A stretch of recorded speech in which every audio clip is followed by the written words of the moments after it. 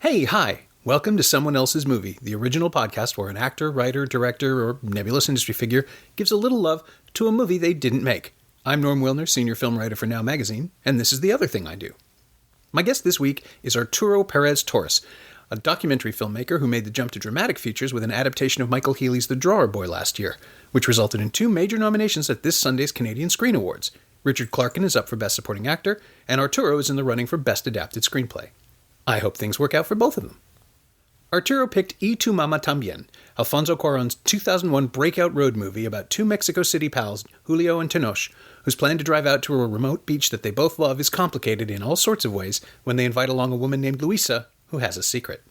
A critical and popular hit, the film made movie stars of all 3 leads, Gael Garcia Bernal, Diego Luna, and Maribel Verdú, and enjoyed a healthy run at festivals all around the world.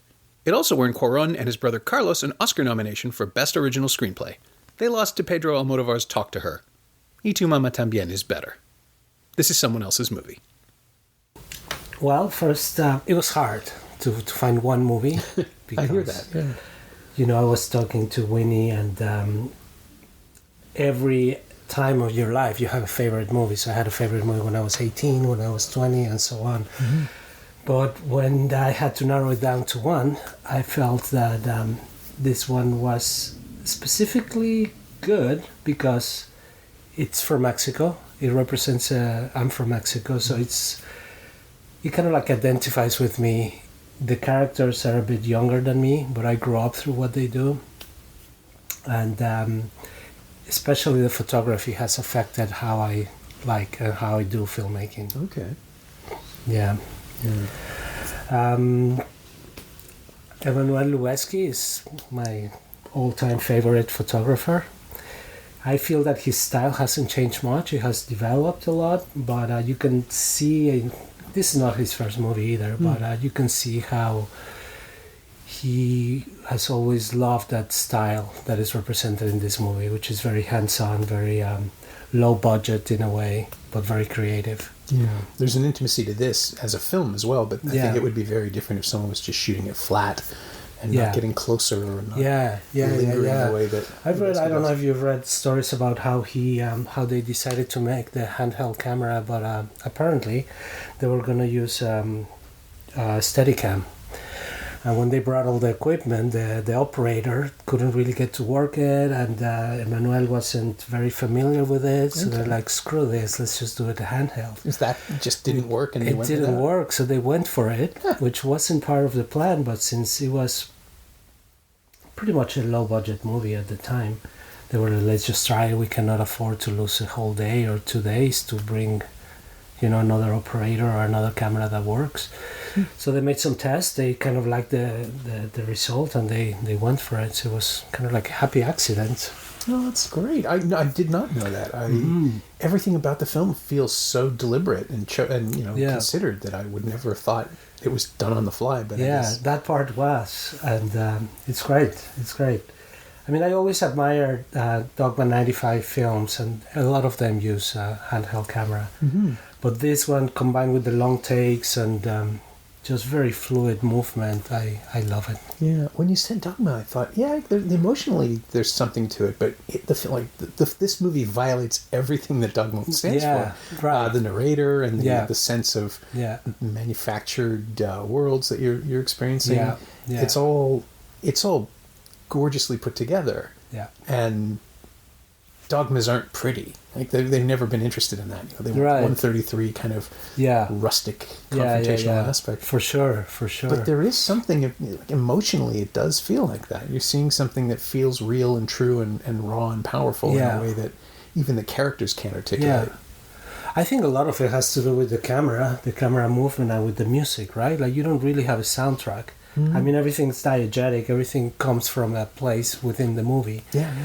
When Maribel Verdú is dancing at the end at the beach, that beautiful scene, she plays the music from the Rocola, right? And the music is coming from there.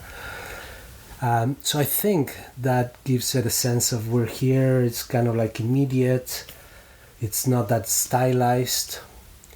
It feels more natural, more close to you, I think. There's given that it is scripted, and now it was really strange to look back on it and see these incredibly recognizable faces. I mean, they were established actors in Mexico, but to some degree, it was definitely the first I'd seen, I think, any of them. Yeah.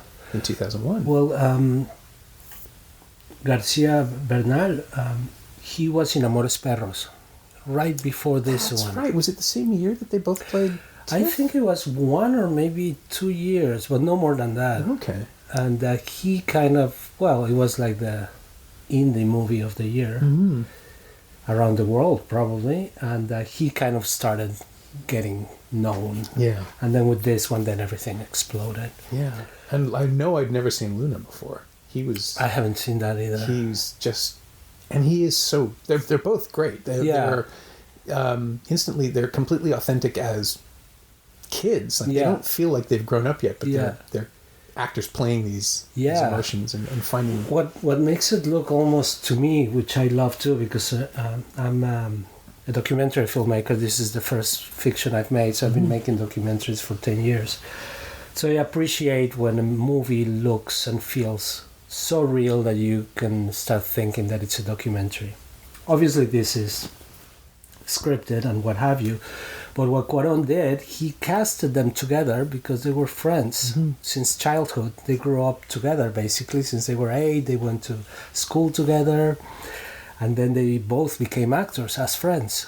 So there were many scenes where, especially when they're taking a shower and they're just goofing around, that's not a scripted. He's like, we're just going to roll. You guys have fun. That was the direction, or make fun of each other or whatever. And that was it. So you can feel the rapport between them, how they are best friends. Yeah. It's the kind of thing where, I mean, it's one thing that they're friends and they're comfortable with each other, but they also have chemistry. Right. Which reads. Yeah. I mean, there is that. Yeah.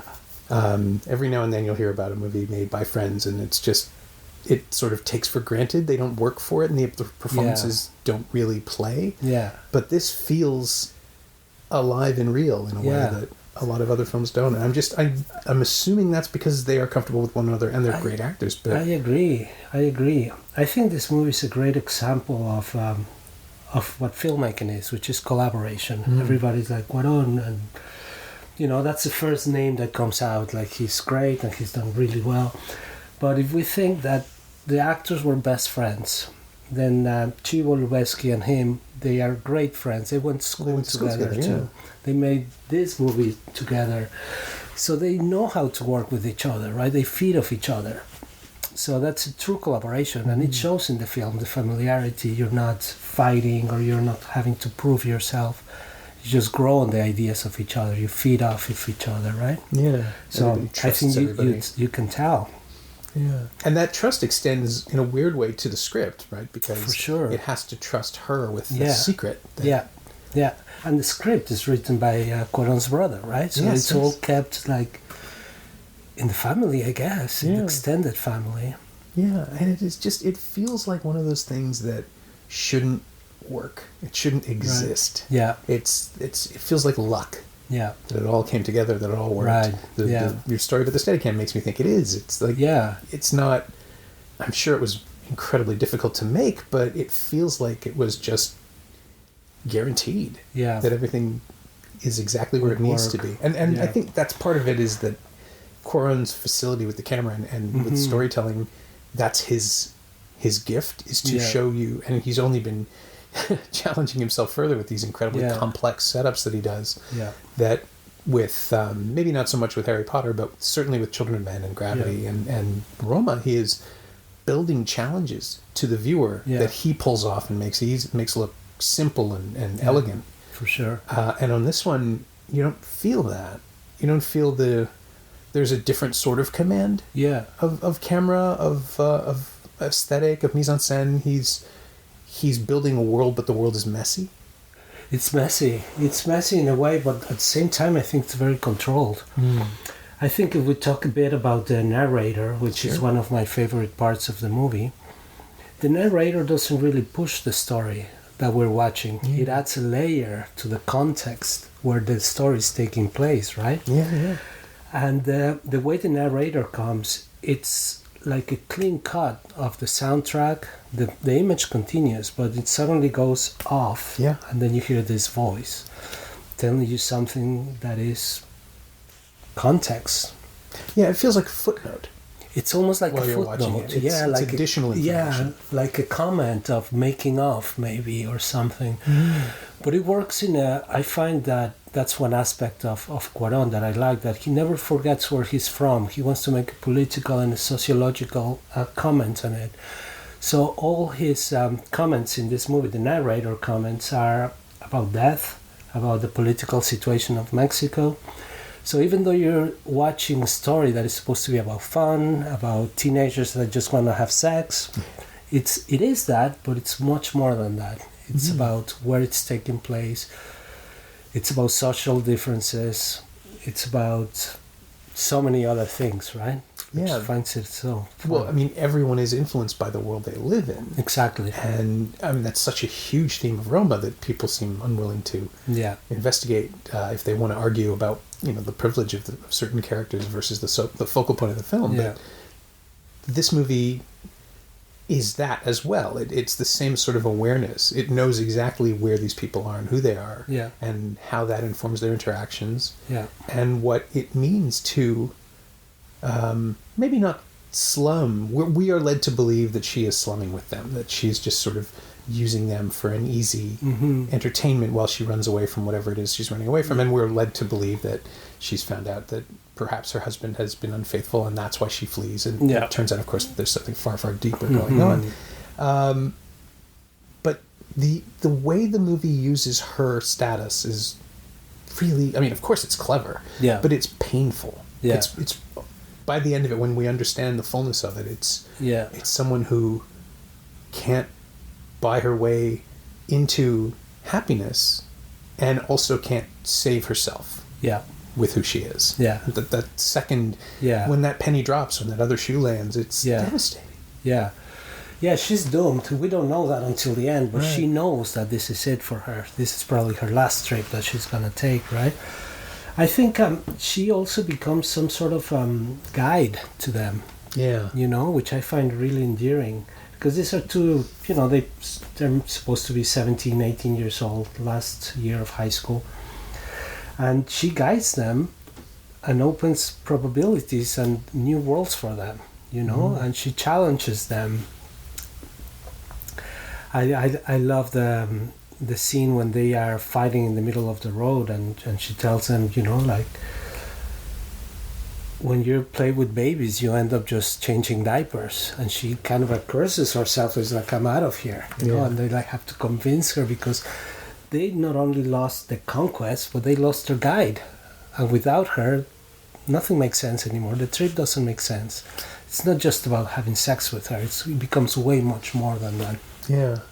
And that's, again, it's shattering, because I can only relate to it now after multiple viewings, and every time it's more tragic, every time it's sadder, because you can see Verdu bite back on this, because she's about to tell them over and over and over again. It almost comes out, and I did not notice it at all the first time through. It looks like she's just stopping herself from saying something else that could be wisdom or cliche or something, like one more lesson. But of course she wants to tell them and can't.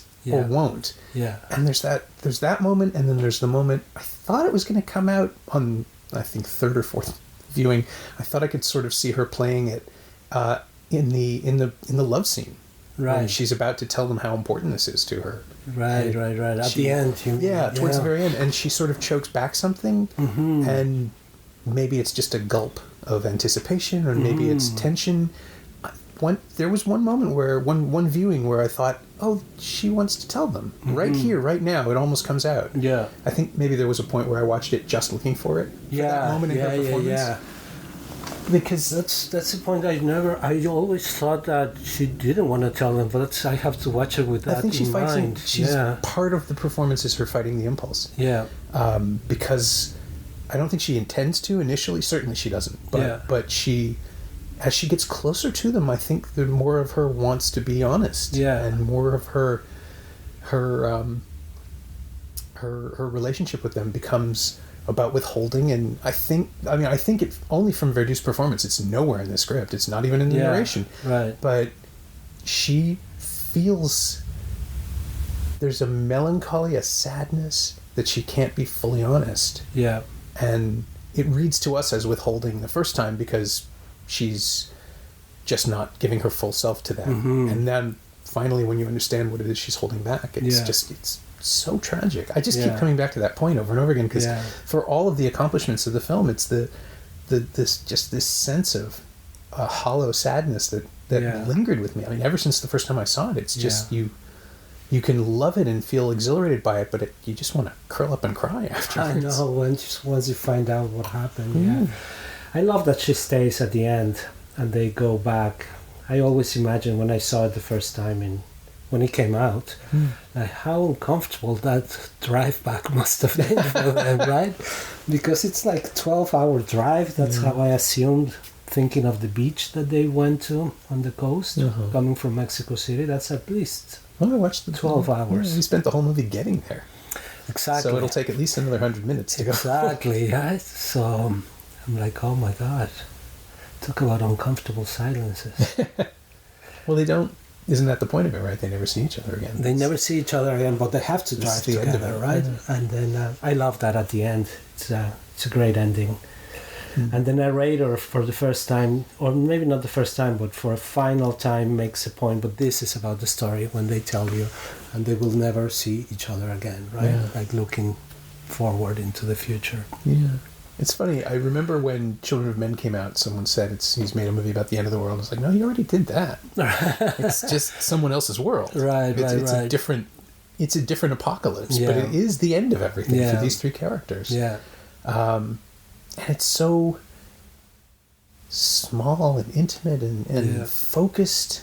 It's just, to see where he's ended up is so thrilling because I knew he was talented. I never would have expected him to take the path he's taken, where he's made these massive films that are all still about individuals and emotions and balancing the micro and macro the way he does. Yeah. This is all micro. It's amazing. This is super micro, tiny. It's so powerful. Yeah. I always wonder why they never see each other again. I mean, there's so many choices you can have. You can have because they slept together, so they couldn't take, having a bisexual relationship or whatever. That would be too much for the way they brought up. Or was it because of the revelations that one of them tells the other that he slept with his mother? Yes. So it's like, which one? Or was it just, I don't know. Yeah. I think combination of both. Yeah, I think the first thing is probably more likely. I don't think they're that complex. Right. That they would not be able, that they simply couldn't get over it. Right. You're more yourself.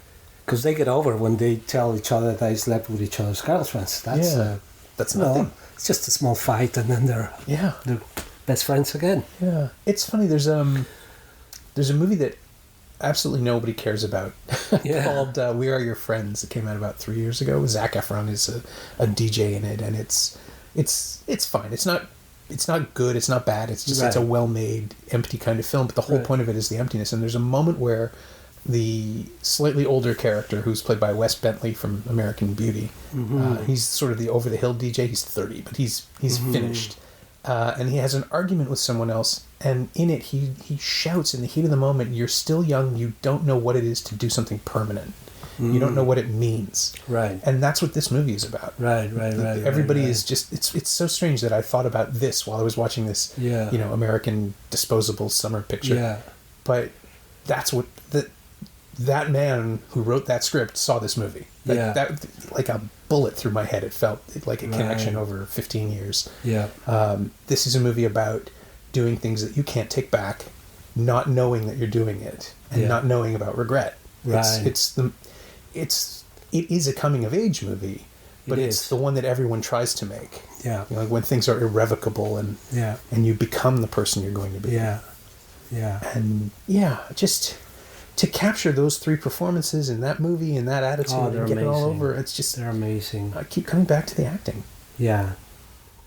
The acting is impeccable, especially those two guys, and her too. Yeah. She's great. They're wonderful. And to have it marketed as it still is this sort of the sexy romp.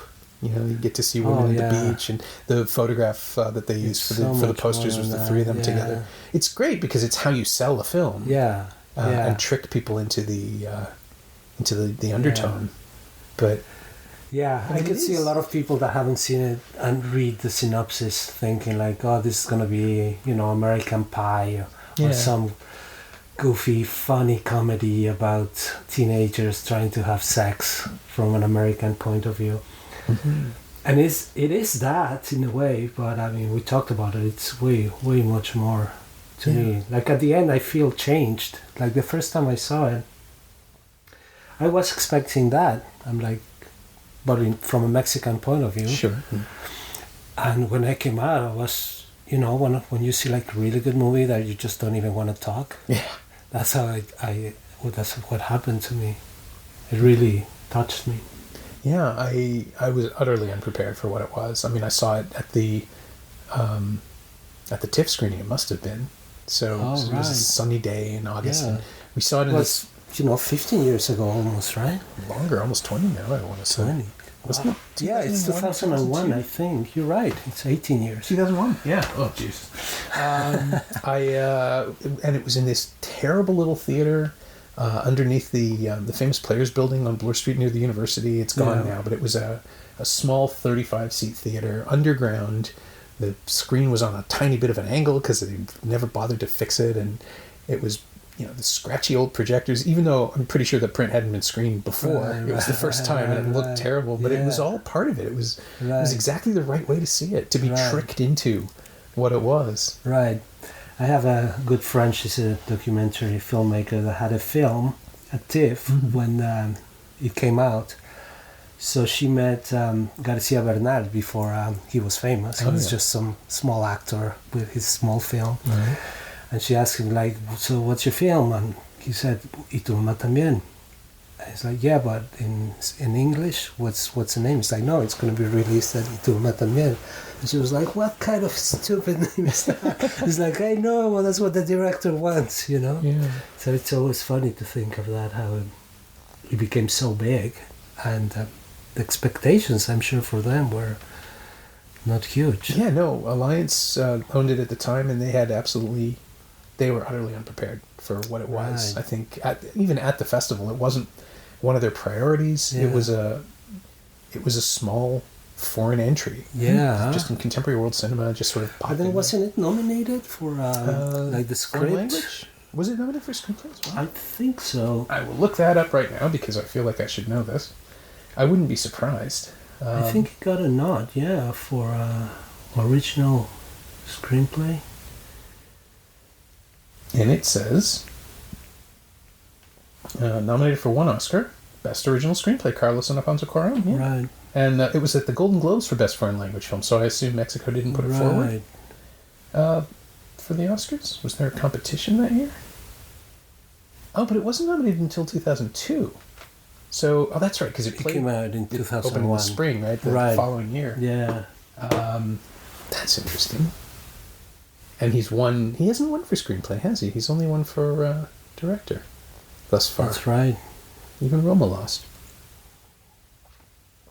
Interesting, because the writing is so essential to his film, like the structure of the films and the screenplay. Yeah. But maybe it's just because his achievements are so visual that people don't give him that much credit for the script. Yeah, I think he's involved in every department. I mean, he edits all his movies too. Yeah, right? And he shot Roma. Yeah. And thanked Chivo at his Oscar speech. Yeah. Saying that was his point of reference. From what I read about it is that Chivo was supposed to shoot it, right? Yeah, but they couldn't make the timing work. They couldn't make it, but they talked about it and they kind of like designed the concepts. So in a way, Chivo's signature is in Roma, right? And he knows that. And he just kind of like executed it, but they came up with the concept of having just kind of like a horizontal pan all the time and all that. That was both because, they collaborate, right? They're good together. Yeah, it's what you want in a filmmaker. You have that coherent vision with his collaborators and without them, that he is the author of the thing you're seeing, that the experience is controlled, curated, helmed by him. And it's just, I mean, it's evident in this film, and 20 years later we're watching it's amazing other films that are still the same signature. There's, you know, Spielberg does it, he does it, Del Toro, I suppose. There's only a handful, though. I mean, when you think about De Palma, maybe, but that tilts into self-parody around the 90s. Right.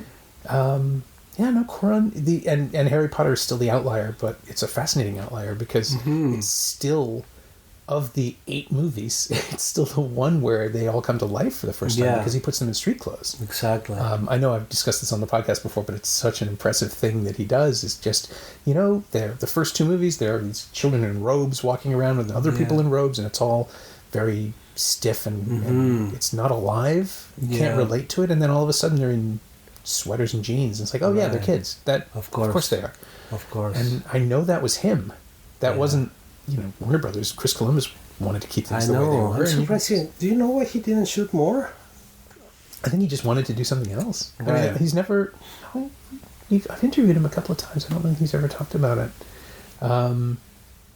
No, we never have enough time. Like with Gravity, I think we were supposed to have 20 minutes at TIFF, and we only ended up having 10. So basically we did the preamble, and then they started to wrap us up, which was awful. But yeah, I'd love to talk to him at length about these things. He's absolutely just fascinating as a creative force, and he'll talk about anything. He can discuss, you know, lenses or we were talking about the blood splatter in Children of Men when the blood splashes up onto the camera lens, and he said that you have to have a little bulb, and it was a question of the length. How did he put it? The length of the shot changed the consistency of the blood, because it would be held in someone's hand long enough that it would get warm and it would squirt the wrong way. Right. It's just like, yeah, of course you'd have to work this out. You have to work everything out.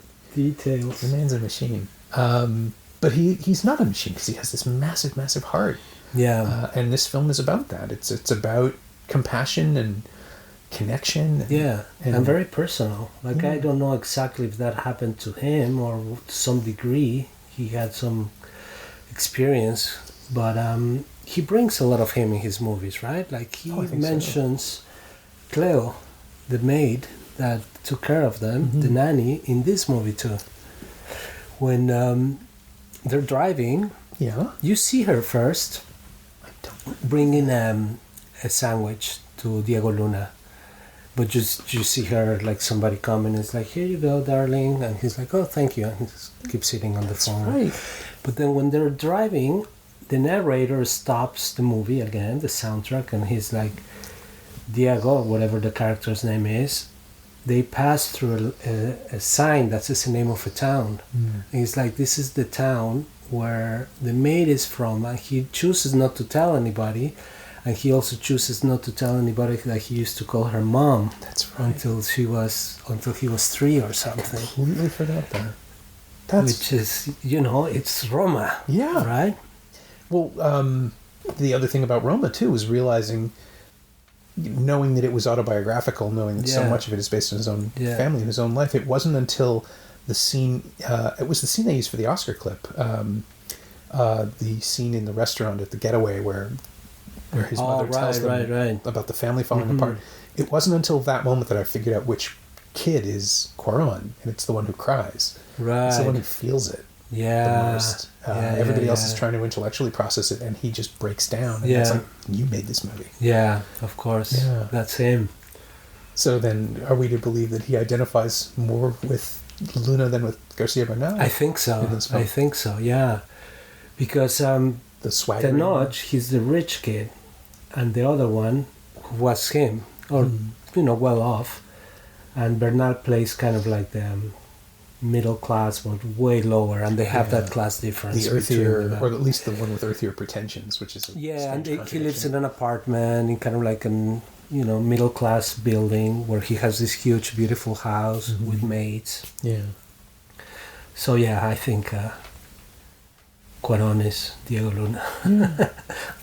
So are we? Yeah, and then that extends the metatextual aspect even further. I mean, are we to assume that Luna went off and wrote this film. His character made this movie, because that sort of echo thing is something I love about autobiographical fiction, where you realize the movie you're watching is the memory of the fictional person you've been watching. Right, exactly. Which Roma absolutely Yeah. is. And here, maybe that would explain the narrator. It would explain the monotone. He's struggling to keep himself above it, but the film keeps pulling us back in emotionally. Yeah. There's a conflict that, well, I mean, it's never expressed in the movie. It's only expressed in the narration, in what we see and what doesn't happen, or what won't happen, and how, they'll, it's a tragedy on every level, but is the narrator trying to come to terms with it, or is he absolutely dispassionately relating the events like evidence at a trial? Yeah.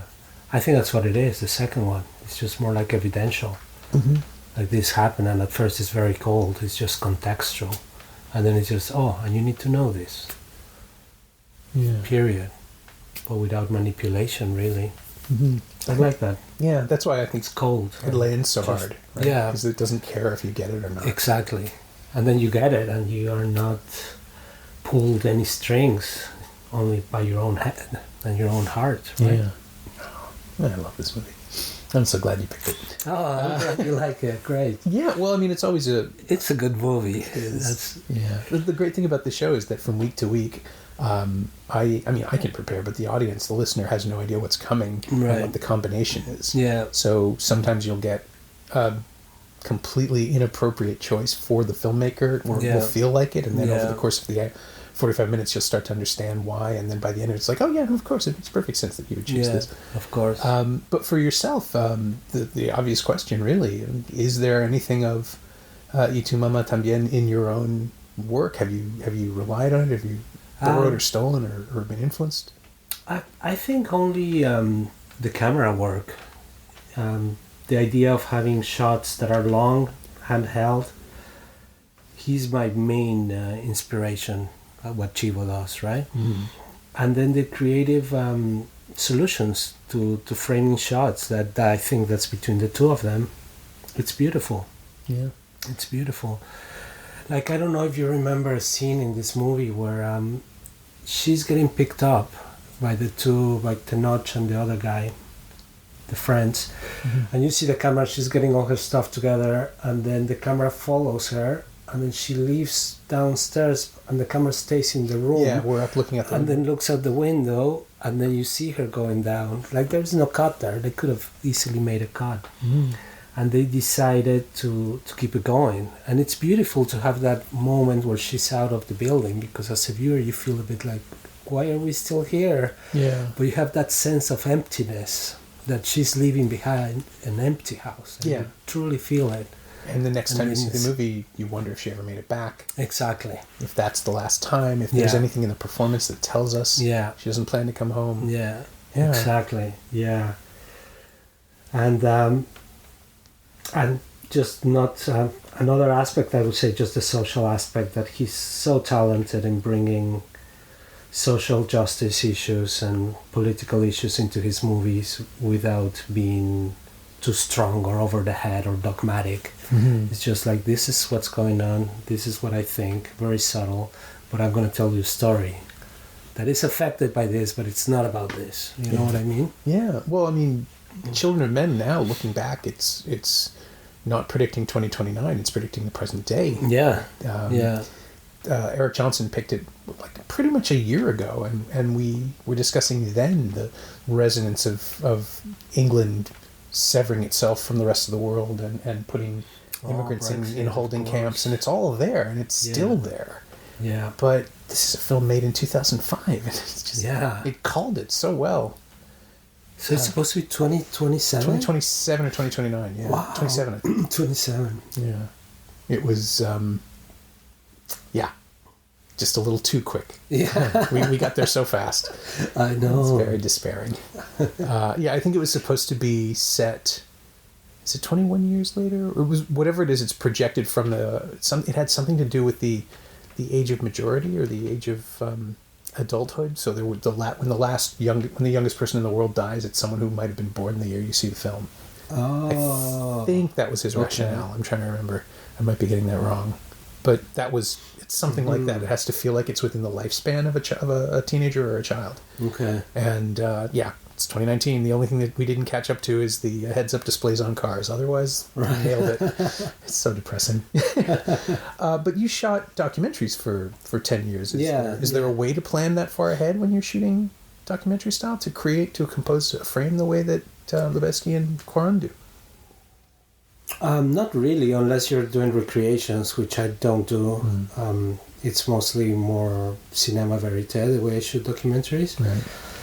I think I like the way he shoots fiction because it resembles a documentary shoot. Sure. When you follow the star, the actor, and you don't know what's going to happen, right?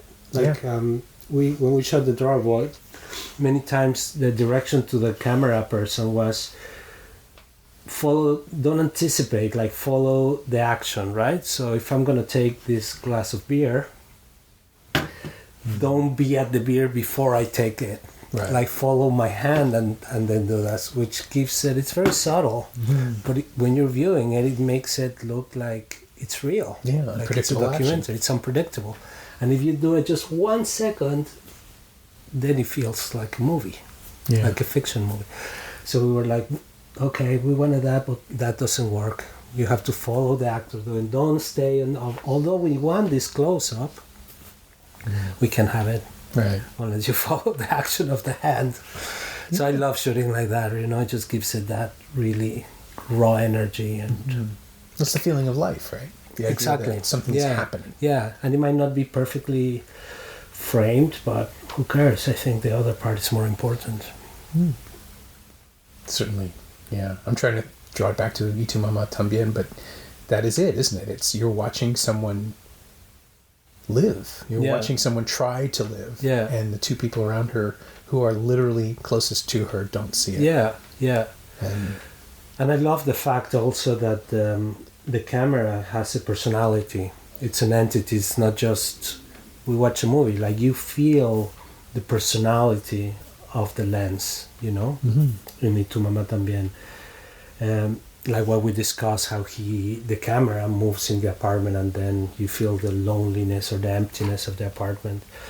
Or at the beginning when one of them is having sex with his girlfriend and you see the camera slowly pan and see them, but it doesn't go in. It's almost like a voyeurism. Yeah. Like somebody watching them have sex. Yeah, exactly. But it's great because it's like, I'm a voyeur myself by being part of the audience, so it makes it evident, which is great. Yeah. You think this is easy, like you think all movies should be like this, and then you realize just how complex a request that is and why they're not. Yeah, it's just so no wonder he only makes a movie every 7 years now. Right. Yeah, that's true. It's been a while. It's got to build up to it. My thanks to Arturo Perez Torres, who'll be down at the Canadian Screen Awards this Sunday as a nominee for Best Adapted Screenplay for The Drawer Boy, which you can stream right now at highball.tv. The movie, not the awards. Thanks also to Winnie Wong. She knows what she did. Arturo doesn't really use his Twitter account, but you can follow his movie at Drawer Boy Film, all one word, and you can find Tu Mamá También on Blu-ray and DVD in an excellent special edition from the Criterion Collection. I'm also hoping it'll be part of the Criterion Channel's lineup when it starts next month. The film is also available on iTunes and on Amazon and Netflix in the US as well. As always, you can find me on Twitter at Norm Wilner and elsewhere on the internet at nowtoronto.com. You can also find this podcast on Twitter at Semcast, S-E-M-Cast, and on the web at someoneelsesmovie.com. If you feel like leaving a review on iTunes or Apple Podcasts or wherever you enjoy the show, that would be greatly appreciated. Every little bit helps, it truly does. Thanks for your support, and thanks for listening.